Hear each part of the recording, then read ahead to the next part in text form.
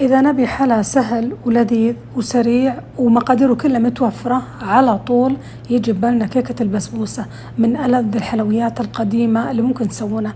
جامع بين الكيك والبسبوسة ومن فوق طبقة مرة كرانشي ومقرمشة ولذيذة. هذه المقادير ونبدأ بسم الله. أول شي بزبدية حطيت البيض والسكر والفانيليا، خفقتهم لين ذاب السكر، بعدين أضفت الزبدة المذوبة والحليب السائل الدافي وخلط. بعدين المقادير الجافة: السميد الناعم والدقيق الأبيض وجوز الهند الجاف والبيكنج باودر والملح.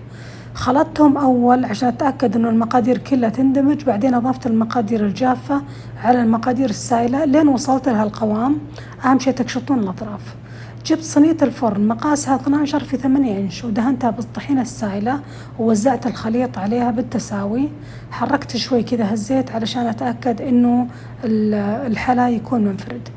زينت الوجه بطبقة من اللوز الصنوبري والفستق الحليبي ودخلت الصينية للفرن، شغلته قبل على حرارة 180 درجة مئوية مدة 25 دقيقة من أسفل وتقريبا 10 ربع ساعة من أعلى. ما شاء الله تبارك الله، شوفوا لي بس لون التحمير والأطراف.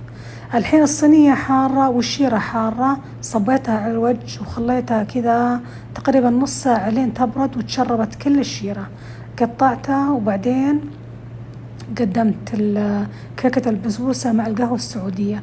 ما شاء الله تبارك الله، لذيذة لذيذة. أعجبت الجميع، ومن بكرة القطع اللي بقت طلعت ألذ من اليوم. جربوها، صحة وعافية وهنا على قلوبكم.